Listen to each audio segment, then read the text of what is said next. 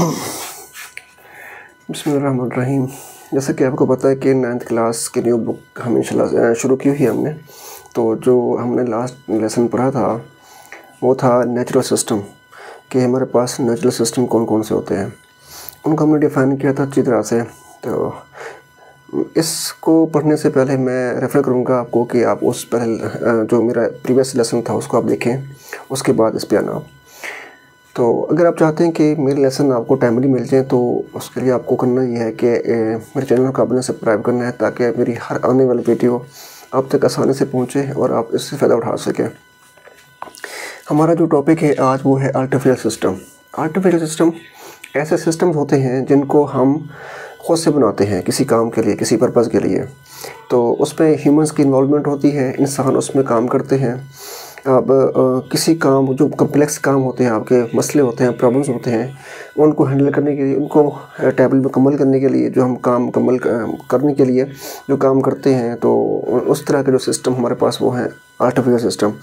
Mobile phone है, mobile phone एक है आर्टिफिशियल सिस्टम, मतलब ऐसा सिस्टम है जो हम कहते हैं कि आर्टिफिशियल है, ठीक है।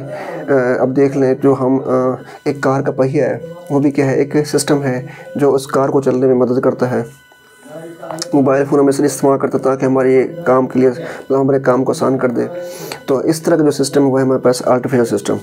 इसके बाद हमारे पास जो सिस्टम है, आर्टिफिशियल सिस्टम की मज़ीद टाइप्स हैं। इसमें जो पहले टाइप है वो है नॉलेज सिस्टम।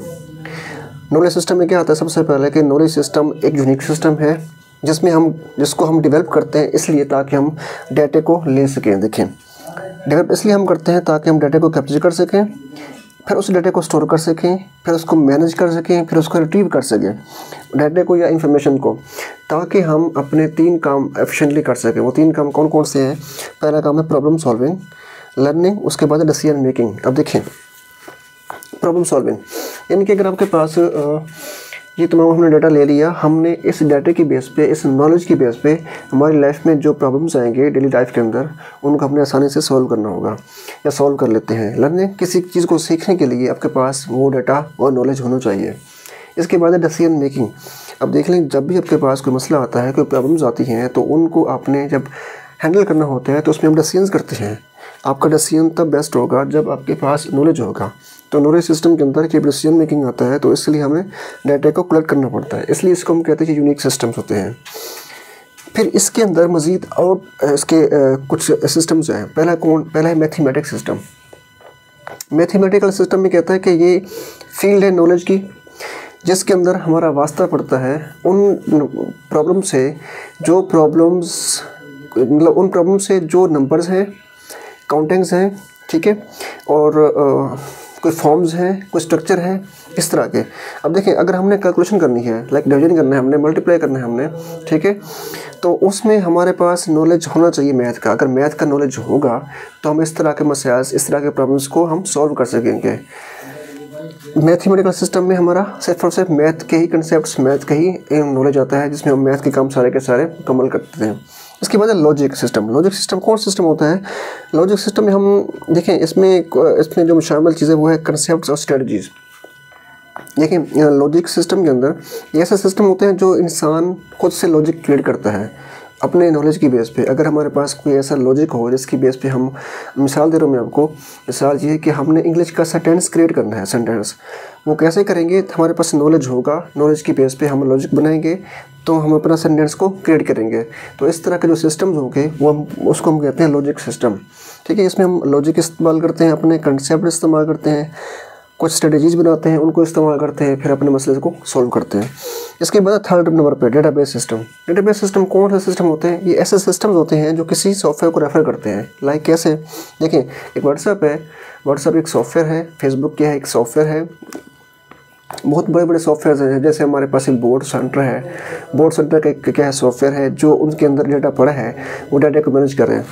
डेटाबेस ऐसा, मतलब डेटाबेस ऐसा किसी हर सॉफ्टवेयर को रेफ़र करती है। ये डेटाबेस करती यह है कि डाटा को स्टोर करना, उसको मैनेज करना, अपडेट करना। यानी कि डेटाबेस अपने अंदर उस सॉफ्टवेयर का डाटा लेके आती है, उसको फिर मैनेज करती है, उसको फिर अपडेट करती है, ठीक है। अब देख लें, अब अगर आपके पास कोई बोर्ड की एक वेबसाइट है या कोई एक सॉफ्टवेयर है, उसमें तमाम स्टूडेंट्स का डाटा पड़ा है, वो डाटा कहाँ होगा? वो डेटाबेस के अंदर होता है। तो डेटाबेस एक सिस्टम है जो आपके डाटा को लेता है, उसको फिर मैनेज करता है। लाइक अब इसके एग्जांपल देख लें आप, MySQL और MongoDB, ये दो ऐसे नाम हैं जिनको हम बोलते हैं डेटाबेस। ये उन सिस्टम्स की, उन सॉफ्टवेयर्स की डाटा को, इन्फॉर्मेशन को कंटेन करके अपने पास उसको मैनेज करते हैं। तो इस तरह के जो सिस्टम्स होते हैं उनको हम बोलते हैं डेटाबेस सिस्टम। लास्ट में इसका नंबर 4 पे आता है IMS। IMS एक ऐसा सिस्टम है जिसका फुल फॉर्म है इंफॉर्मेशन मैनेजमेंट सिस्टम। आप देख लें, आप गूगल पे जाके आप सर्च करें विकीपीडिया एक बहुत बड़ी वेबसाइट्स है जहाँ पे हम डाटा को लेते हैं, कलेक्ट करते हैं, ठीक है। तो ये ऐसी वेबसाइट्स होती हैं जो यूज़र से डाटा लेके उस पर लर्न करते हैं खुद को, ठीक है। डाटा को ऑर्गेनाइज करना, डाटा को मैनेज करना, इस तरह के सिस्टम्स के अंदर आता है। तो ये हमारे पास था IMS। तो छोटा सा टॉपिक था आर्टिफिशियल सिस्टम का पहला, जिसमें हमारे पास नॉलेज सिस्टम थे, हमने इसको इनको डिफाइन किया हुआ है। तो जो नेक्स्ट लेसन होगा हमारा वो है हमारे पास इंजीनियरिंग सिस्टम। तो हमारी जो नेक्स्ट वीडियो होगी वो इंजीनियरिंग सिस्टम के ऊपर होगी।